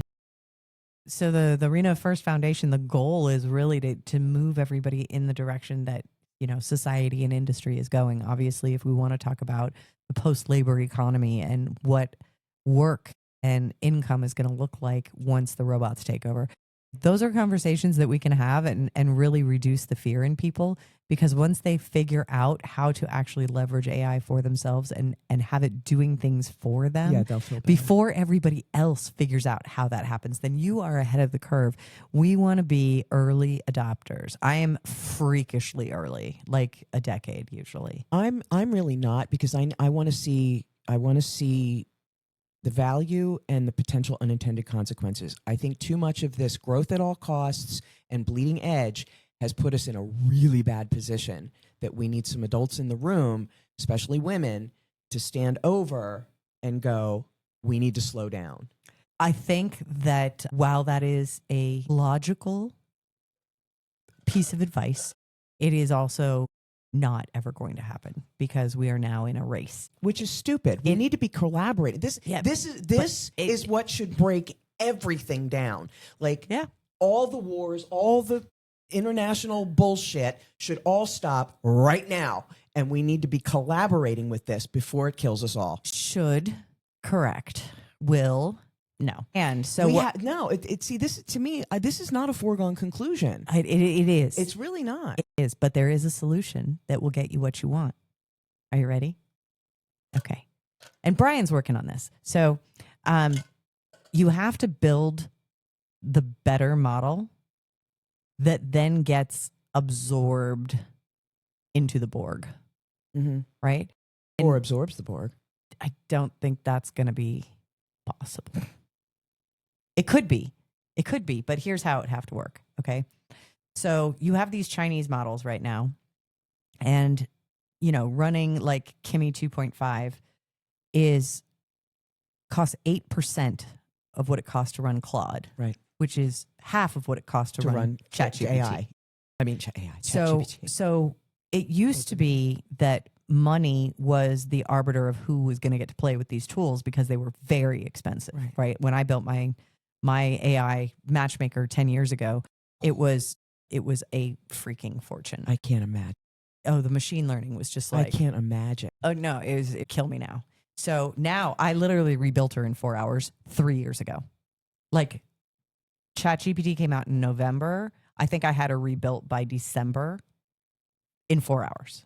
And she was just as good. Had no memory back then, right? So like she was a little amnesiac, but I programmed it pretty damn good. So anyway, so these are the kinds of things. So we want to get everybody familiarized and not afraid. So that's the big piece. But we also we want to that's what Crypto Vixens is for.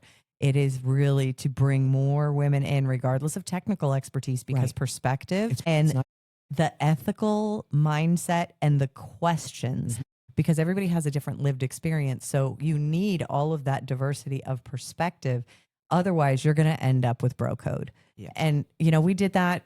I was one of the few women early in the internet, and, it's all these boys in basements in their underwear, and I was the only girl, and it smelled, and I would really like to not do that again. Oh, and that's the exact point we're at, and if we're not careful. We are at that point. Now, thankfully, I do have a lot of women in AI. I mean, a lot.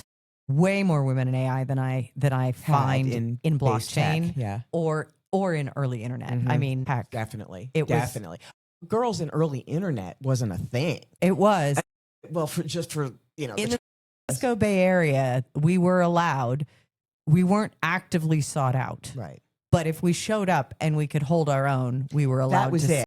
Stay. But there weren't many of us. No. Even back, there you were more concentrated, but like in Philly, I was it. Oh no, you were it. Yeah. You were it.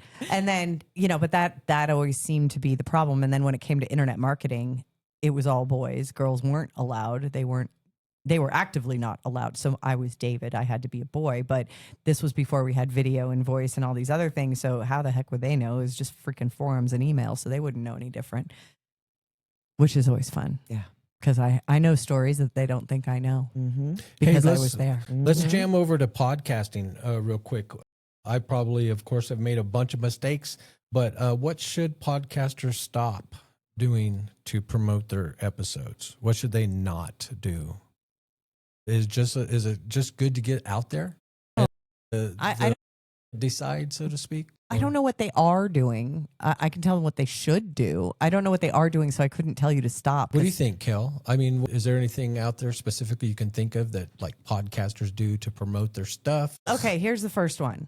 If your shit looks like clip art, stop it. Canva's free. It should look at least as good as a Canva template. And if it doesn't, I'm going to judge before I even listen. Number 2, stop blasting your stuff everywhere before you've done your homework. You don't have your story, you don't have your show synopsis, you don't have your show notes, and you don't have your transcript, which means you're going to be blasting it everywhere and losing all that SEO and backlink value. Stop it. Keywords, right? Yes. Keywords, your guest, if you're going to have a guest on there, making sure that you link them properly. Like there's a whole bunch of stuff that you can do. And I don't see a lot of people doing it. As a matter of fact, I see some pretty good podcasts that end up going nowhere, even though it's interesting, and they never make it past, 10, 15 episodes. And they're like, I'm paying $500 an episode to have this produced. And that is the problem. Okay. So this is the thing. Stop paying people to produce your podcast until you can talk Oh my God. It goes back to this vanity thing, right? Just because you can pay somebody to make you look like you're a rock star doesn't mean you're a rock star if you open your mouth and you prove that you just paid. Yeah. Right? So have something to say, know how to talk, know how to have a conversation, know how to step on the end of somebody else's sentence. Because let me tell you, dead air gets awkward. Right. Yeah. And there's, speaking of AI, I'm blown away with the tools. Like you said, hey, create your content, and then it's going to clip it up, give you kind of a grade of this has a 99% chance of going viral, or they grade it out of 100. So you know which ones to kind of clip and which ones to promote. Oh, my favorite thing is Descript. So I did another one. an audio book for a client, and so it was 10 hours. How much is Descript a month? It's like $60. It's nothing. 60 a month? $60, but let me for the tell whole you, thing? the Like whole for a thing. year? Or just No, 60? a month. Okay, gotcha. A month. So I literally loaded up. It was for his course, right? So he had a book, and then he did a course, and da-da-da. Oh my God. So we came up with a trick. When he flubbed up, he would say redo. So I could actually look through the text for redo. It made editing 1,000 times faster. So you want to get rid of the ums. I hardly ever say I do say amazing, awesome, absolutely. I have a few words that I have psychologically substituted for the word Yeah. Mine's So you can get those. You can literally search for that and remove them, all the fillers, right? And it is so much faster because when you clip it, good time. Oh, when you clip it in Descript, you are literally editing a Word doc. I mean, it's not a Word doc, but it's basically editing a Word doc. And the way it clips, it's like it knows what you mean. It knows what you meant. It puts it, it's not awkward like when you're actually manually editing audio. Right. Kills me. It just kills me. And I've been doing editing as a profession for going on 40 years. It's not always fun. It's not. I mean, it's way better than tape to tape and reel to reel and having to go frame by frame. That's for sure. This is way better than that. But I was back then. I mean, we cut my first film on a flatbed. I'll just put it that way. That's when it was real film that you had to develop and you had to tape it together. When she said flatbed, so for some reason, Kel, it reminded me of drive-in theaters. Oh, wow. Yeah. Made me think of Jackal. Be in the back of the truck, toss down the tailgate, make out with your girlfriend. I never did that. You never had a girlfriend? I never made out with a girlfriend at the drive-in. No, I can't say that I've had that experience. Oh, man. Okay, Kel, what's the verdict? Okay. Thumbs up or thumbs down, Adryenn? For what? These things that I pose. So if you're not posting consistently, you're going to end up invisible. Correct. Thumbs up. Thumbs up. Thumbs up. Okay. Going viral is overrated.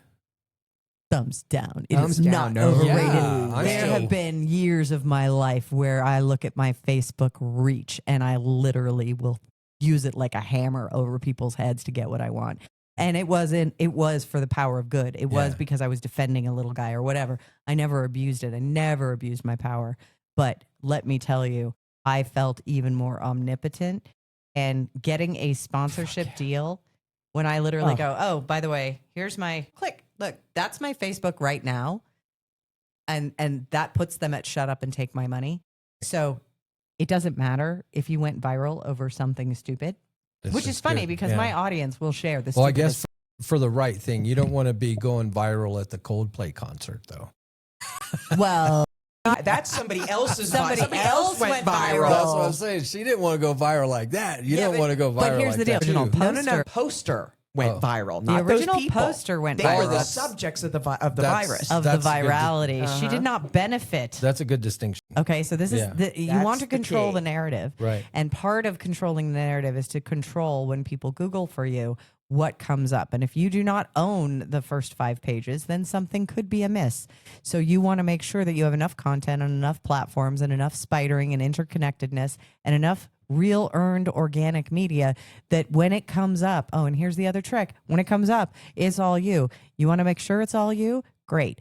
on your website, make sure you have all of your media tagged with your name. If your face is in the picture, your name, your website, your everything, all your keywords, all that stuff, and index and do a proper sitemap and use all of the fields, use the title, use the description, use the alt tags, like use everything.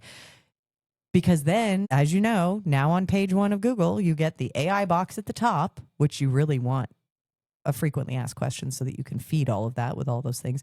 Then you've got the images. You've got the media box. Well, you want every single one of those. That how I got the girl from $30 a click to $11 a click.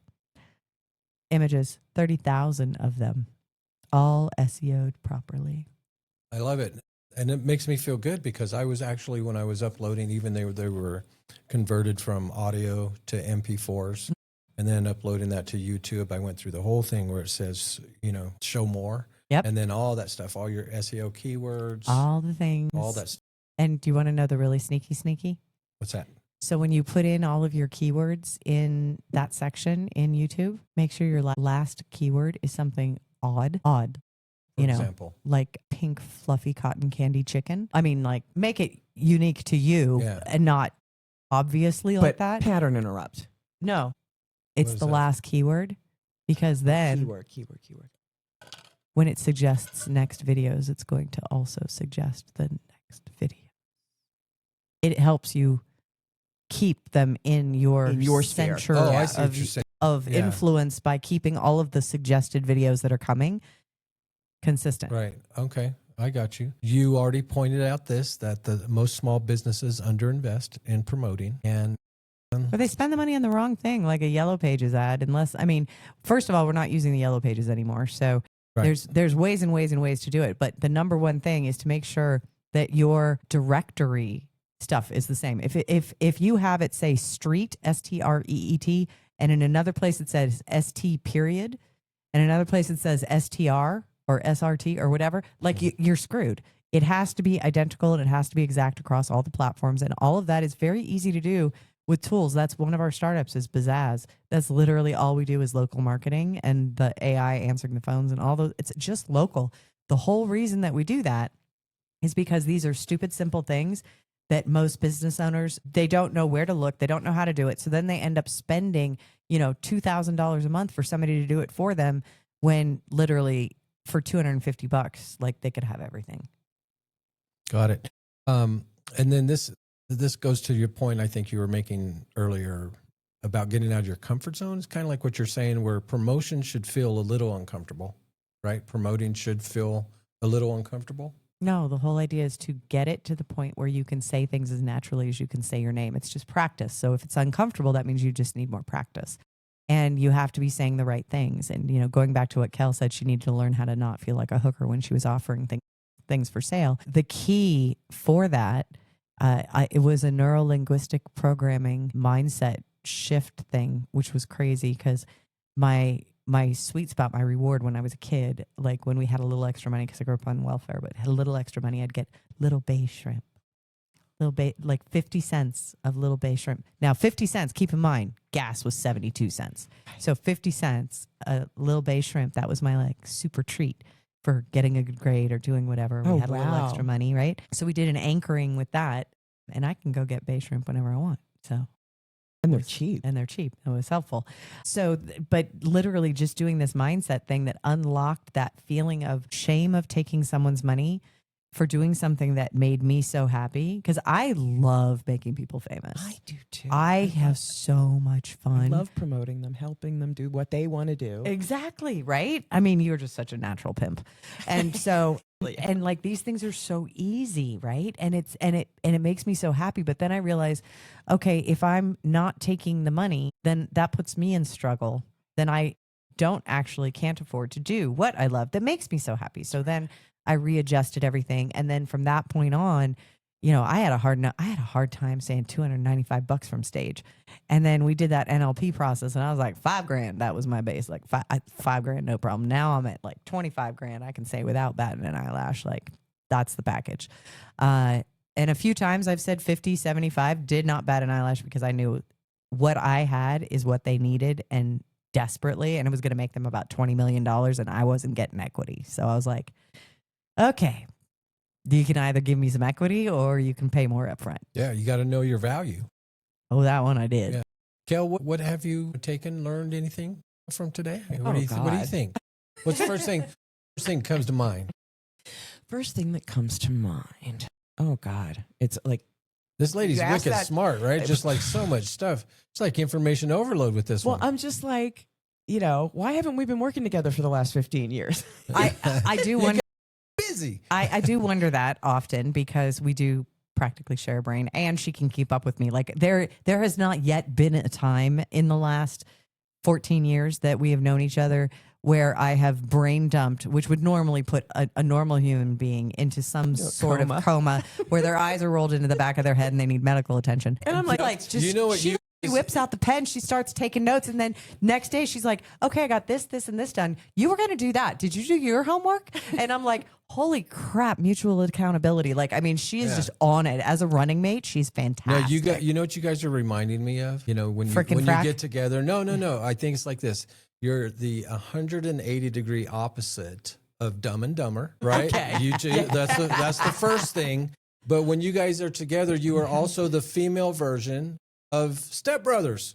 I've never seen that. What? I don't watch cheesy. With Will Ferrell? I know what it And, is. I just seen it. They just like they just Finish they each other's missed, yeah. sentences. Yeah. Now the thing you did have in common is because like they kind of had this little, when they first got together and introduced, they had this little, I don't know, sibling rivalry. Yeah, even though they were stepbrothers, but just like, did we just become brothers? I think we did. That And then sounds they so were like funny. this the rest of the That's movie cute. and just hilarious. Well, Kel and I have So- been mutual super pimps since day one. Maybe you guys are closer to Thelma and Louise. There you go. Yeah. My God. Okay. So they killed themselves in the end. So no, not that. Well, I mean, we could figure of a different ending, But I were do comrades. say They were best You can't bring up Thelma and Louise because my type is Brad Pitt and Thelma Partner. and Louise, and then my brain goes straight to the gutter. And we're at the end of this hour, so that's good because we gotta roll this through. We gotta close this out. But let's Brad close it Pitt's out your with type? Brad Pitt's abs. That was a Oh, young good. Brad Pitt. Because my type is Jason Momoa, so we'll never compete for men We're either. never going to compete. See, Jason funny. Momoa is too tall and too muscular for me.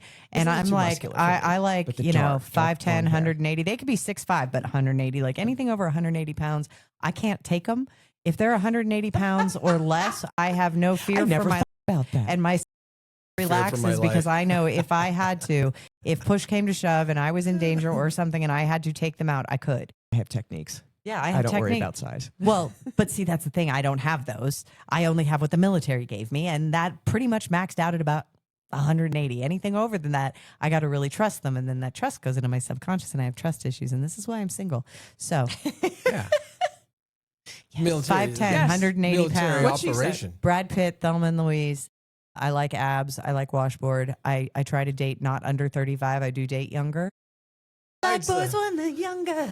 Besides the body, what's your favorite Brad Pitt movie because of acting? I'm more I have Kiefer one. Sutherland. If Kiefer Sutherland. That's Dark. special. He's not Dark. Kiefer Sutherland. He's not really a sex symbol like Brad Pitt. I'm sorry. I Did don't like you sex. not see The Lost Boys. Are you Well, kidding? I mean, I just of watched course, it. Stay it. You guys are going back to, of course, when you're younger women, and Lost Boys. That was a long time ago. 87. I Yeah. was in the theater the day it came out. Yeah. But so Brad Pitt, from an acting standpoint, I think my favorite movie of his was Legends of the Fall. His character Tristan. That was good. Yeah. Or A River Runs Through It. That was good too. That was also- young Brad Pitt there for you. I will tell you, you know who the surprising crush is? Because I know that this is not a thing in real life. However, I will go to every single movie. Every movie. I don't care what it is. I will go every time. Tom Cruise. Despise him. Yes. Despise him. I understand. is- I understand, but I you like the despise fact- him as a human, not True. as an actor. I No, never yeah. liked his acting shit either. Yeah. I never liked. I'm his sorry. Did single you see movie. Night and Day No. I with liked- Cameron Diaz? No. He's literally shorter than Cameron. And they made the romance. I was giggling the whole time. I'm like, oh my God. I like the fact about Tom Cruise that he does his own stunts. Oh, yeah. Including I sliding always out. thought that was. He slid out of the risky business, his first stunts. Oh, yeah. No. Believe me. I've never seen that either. oh, my God. Wow. I've She's seen that always- scene. Never seen the She's movie. always doing this. I've never seen So any much of of the most popular American- movies in so America. much- Okay, American culture is So we she have has no pop point of culture reference. homework for Kel, and that's going to go on the website. And these are all the things when she goes, I've never seen that. She is and so we're going to far really behind. post them, and then the audience can go and upvote what she has to watch next. Oh, I love yeah. it. I love it. 'Cause Okay. This is a I pop culture won't- education. So won't far behind. select. Like, I feel won't- bad for her. I I won't know. She's like a movie choose. orphan. Oh my God. I've been paying attention. I'm so hypervigilant. I've been paying so much attention. I know so much about those movies without ever having seen them. I know all Yeah, about But that's fake. the culture. Yeah, It's fake. You have to around experience it. Yeah. Yeah, well, of course. Yeah. It's But I like- mean, I know it's the like reading the- culture references. It's like reading the Cliff Notes and thinking you understand the Exactly. whole book. right, and I That's never good. cared to That, understand. that I was just perfect. enough if I could, be in the conversation or just go, yeah, I don't know anything. Not get lost in the conversation. I will give you that. I love it. All right. Well, let's see here. I have a. I love that. I have. that. I have an. I have a. Because I new- wouldn't choose to watch. I never choose to We're watch not. a movie. We're not giving you I a have to be choice. forced to Yes, watch a movie. we're I not- never think, I think I'll watch a movie now. I'm too busy dicking around online Yeah, no, and doing shit. it's homework, Yeah. and your audience is going to give it to you. Okay, I like it. And we're all going to decide what you watch next. All right. I like it too. I like it too. Well, all right. That's what's the matter. Promotion isn't just volume, it's clarity, consistency, and credibility. So if you're building something real, don't hide it and don't sell it with noise. Adryenn says lead with value. Show proof, make it easy for people to say yes. So big thanks to World Matters Incorporated and the creative producer of the show, Big Bongo Productions. Shout out to KPGF 93.7 FM and their family of shows. Lastly, a very special thank you to our guest today on What's the Matter with Promoting, Ms. Adryenn Ashley, for joining us and bringing insight on Wow Is Me and her Reno First Foundation. We'll be back next week with another question on episode 40. What's the matter with enduring? Why the song remains the same. I'm G-Man here for Kel. Stay curious, stay kind, and remember, what you say matters. See ya!